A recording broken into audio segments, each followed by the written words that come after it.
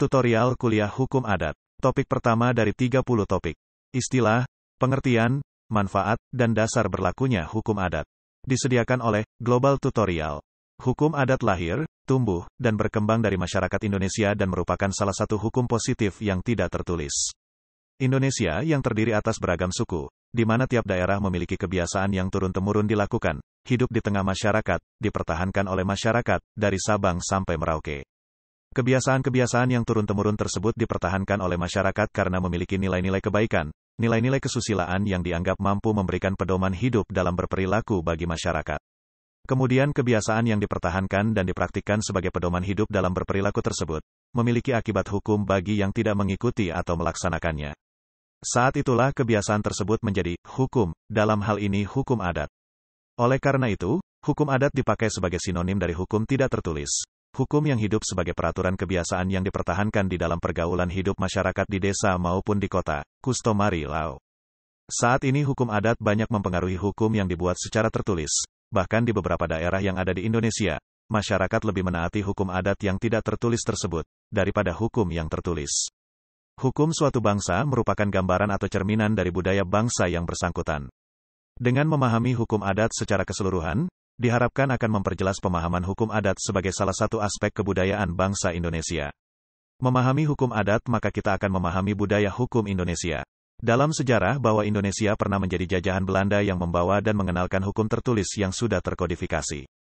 Sebelum Belanda datang ke Indonesia, masyarakat yang berada di daerah-daerah, yang kemudian setelah merdeka menjadi wilayah negara kesatuan Republik Indonesia, tunduk pada hukum adat masing-masing daerah. Walaupun tidak tertulis, tetapi mengikat masyarakat dan ditaati secara turun-temurun oleh masyarakat di daerah tersebut dan itulah yang menjadi pedoman dalam berperilaku. Masyarakat Indonesia merupakan masyarakat yang majemuk yang terdiri atas beragam suku, agama, budaya yang berbeda-beda yang merupakan satu kesatuan dalam negara kesatuan Republik Indonesia. Jauh sebelum kemerdekaan Republik Indonesia tanggal 17 Agustus tahun 1945 masyarakat Indonesia tersebar di berbagai kepulauan dan tunduk pada hukum adat dan budayanya masing-masing. Oleh karena itu, hukum positif yang berlaku di Indonesia banyak dipengaruhi oleh hukum yang hidup di Belanda saat itu. Bahkan sampai saat ini masih berlaku dengan penyesuaian sesuai kondisi budaya bangsa Indonesia, seperti Kitab Undang-Undang Hukum Perdata, KUH Perdata, Kitab Undang-Undang Hukum Pidana, KUHP. Dalam perkembangannya saat ini, hukum adat banyak mempengaruhi bahkan menjadi bagian dalam model-model penyelesaian konflik. Misalnya, cara-cara penyelesaian dengan musyawarah mufakat, seperti mediasi. Begitupun dalam pengambilan suatu keputusan dengan musyawarah mufakat. Saat Indonesia dijajah Belanda, banyak ahli-ahli hukum yang datang ke Indonesia untuk melakukan penelitian dalam kerangka pengembangan ilmu seperti Van Vollenhoven yang kemudian dalam penelitiannya terhadap masyarakat adat di Indonesia, membagi masyarakat adat dalam 19 lingkungan hukum adat yang hidup dan tumbuh di daerah-daerah di Indonesia. Istilah hukum adat. Istilah hukum adat adalah terjemahan dari istilah dalam bahasa Belanda adatrecht. Orang pertama yang menggunakan istilah adatrecht adalah Snoek Hurgronje, seorang ahli sastra ketimuran berkebangsaan Belanda. Istilah tersebut yang kemudian dikutip dan dipakai selanjutnya oleh Van Vollenhoven sebagai istilah teknis yuridis. Istilah adatrecht selanjutnya dalam berbagai literatur pada saat itu digunakan yang diartikan sebagai hukum adat. Kata adat itu sendiri berasal dari bahasa Arab yang berarti kebiasaan. Kebiasaan pada umumnya daerah di Indonesia dimaknai sebagai sesuatu, perilaku yang dilakukan berulang yang diikuti oleh lainnya sehingga secara turun-temurun melakukan hal yang sama yang pada akhirnya mengikat dan ditaati. Menurut Hazairin, adat adalah resapan kesusilaan dalam masyarakat, yaitu kaidah-kaidah adat berupa kaidah-kaidah kesusilaan yang kebenarannya telah mendapat pengakuan oleh masyarakat tersebut. Istilah adat pada dasarnya sudah dikenal lama di kalangan masyarakat dengan penyebutan yang berbeda-beda di masing-masing daerah di Indonesia. Misalnya di wilayah Sulawesi Tengah disebut hadat, di Gayo disebut odot, di Jawa disebut ngadat, dan lain-lain. Van Vollenhoven dalam penelitiannya menemukan bahwa masyarakat Indonesia yang tersebar dari Aceh sampai Merauke, sejak lama, ratusan tahun sebelum kedatangan bangsa Belanda telah memiliki aturan hidup yang mengatur, mengikat, dan ditaati oleh masyarakat di wilayahnya masing-masing. Aturan hidup masyarakat di berbagai daerah di Indonesia tersebut yang kemudian diperkenalkan dalam tulisan beliau, Het Adatrecht van Nederlands Indie. Jadi, hukum adat sebagai hukum yang berasal dari akar masyarakat Indonesia tidak pernah mengenal kodifikasi. Hukum adat lebih banyak dikenal sebagai hukum tidak tertulis. Hal ini dikarenakan hukum adat diliputi oleh semangat kekeluargaan, di mana seseorang tunduk dan mengabdi pada aturan masyarakat secara keseluruhan bahwa kepentingan masyarakat lebih diutamakan daripada kepentingan individu. Jika dibandingkan dengan hukum Barat, jelas perbedaannya. Hukum Barat mengutamakan kepentingan individual, di mana penyelenggaraan hukum berpusat pada individu. Sementara hukum adat mengenal individu sebagai subjek yang bertujuan untuk mengabdi pada kepentingan masyarakat. Hukum adat pada hakikat bertujuan mencapai keselarasan antara kepentingan perseorangan dan kepentingan masyarakat atau kepentingan umum. Ini merupakan cerminan umum budaya masyarakat Indonesia. Dalam perilaku hidup masyarakat Indonesia dikenal dengan konsep gotong royong, merupakan contoh bahwa kepentingan umum selalu didahulukan dari kepentingan individu. Pada hukum Barat tujuan utamanya adalah menjaga kepentingan perseorangan. Kepentingan masyarakat menjadi pertimbangan jika terjadi pelanggaran atas kepentingan masyarakat. Mengingat hukum adat yang sejak awal tidak mengenal kodifikasi, sebagaimana telah diuraikan maka timbul pertanyaan bagaimana eksistensi hukum adat saat ini. Di mana sistem kodifikasi dilakukan di semua bidang hukum sesuai dengan perkembangan masyarakat.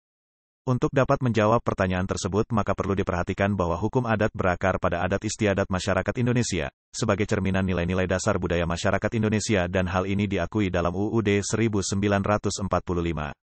Oleh karenanya dipahami sebagai hukum asli masyarakat Indonesia.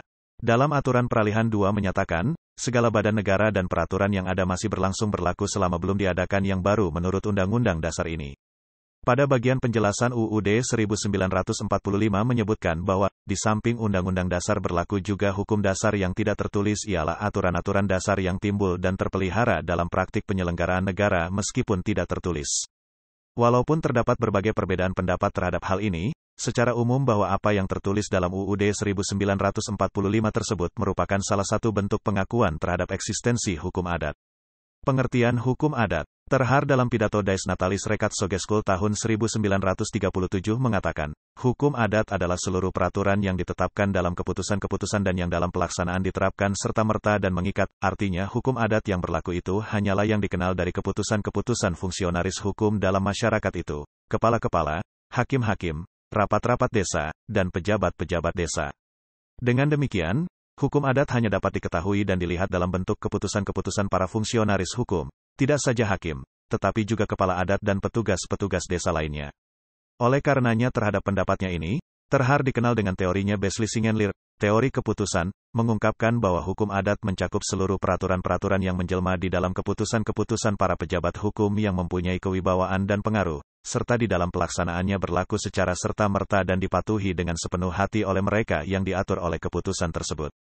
Keputusan tersebut dapat berupa sebuah persengketaan, akan tetapi juga diambil berdasarkan kerukunan dan musyawarah. Menurut Tethar, adat akan berubah menjadi hukum, jika ada keputusan-keputusan para fungsionaris hukum yang mempunyai kewibawaan yang dalam pelaksanaannya berlaku serta-merta dan ditaati dengan sepenuh hati. Supomo menulis bahwa istilah hukum adat dipakai sebagai sinonim dari hukum yang tidak tertulis, hukum yang hidup, hukum yang timbul karena putusan-putusan hukum, judgment law, hukum yang hidup sebagai peraturan kebiasaan yang dipertahankan di dalam pergaulan hidup, customary law.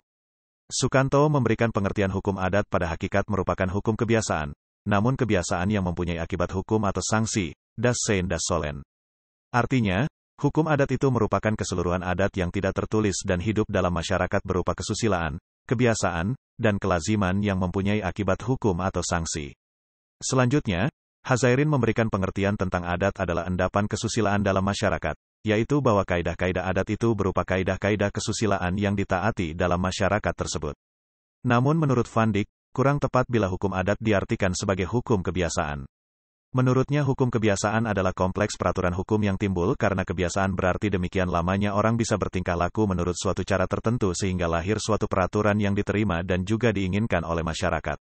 Menurut Van Dijk, hukum adat dan hukum kebiasaan itu memiliki perbedaan. Istilah adat yang berarti kebiasaan merupakan semua peraturan tentang tingkah laku yang dijalankan yang meliputi peraturan-peraturan hukum yang mengatur hidup bersama orang Indonesia.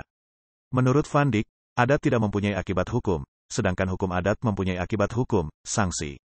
Van Vollenhoven sebagai orang pertama yang membawa hukum adat dalam kajian akademis mengartikan hukum adat adalah aturan-aturan perilaku yang berlaku bagi orang-orang pribumi dan orang-orang timur asing, yang di satu pihak mempunyai sanksi, maka itu dikatakan hukum, dan di lain pihak tidak dikodifikasikan, maka itu dikatakan adat.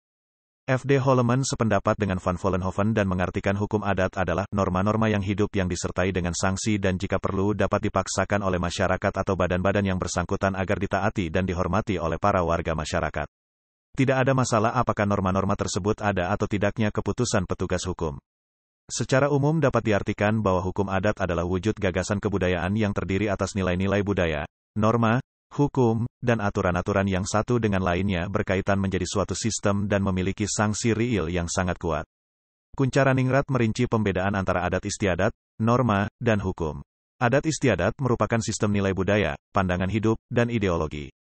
Sistem nilai budaya berfungsi sebagai pedoman hidup warga masyarakat dan sebagai konsep sifatnya sulit diterangkan secara rasional dan nyata karena berada dalam daerah emosional seseorang.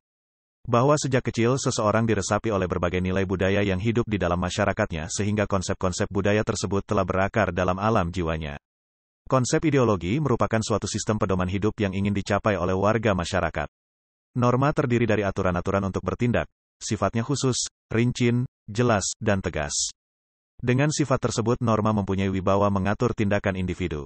Pelanggaran terhadap norma memiliki akibat hukum, sanksi. Inilah yang oleh Terhar membedakan adat dan hukum adat. Karena bersanksi itulah sehingga dikatakan bahwa hukum adat terlihat pada keputusan-keputusan para fungsionaris hukum. Teori Besley-Singenlier. Jika dibandingkan dengan negara seperti Inggris dan Amerika Serikat di mana hukum tidak tertulis, common law, menduduki tempat yang sangat penting selain undang-undang. Common law ini terdapat dalam keputusan-keputusan para hakim, karangan para ahli hukum, dan peraturan yang timbul dalam berbagai lingkaran masyarakat.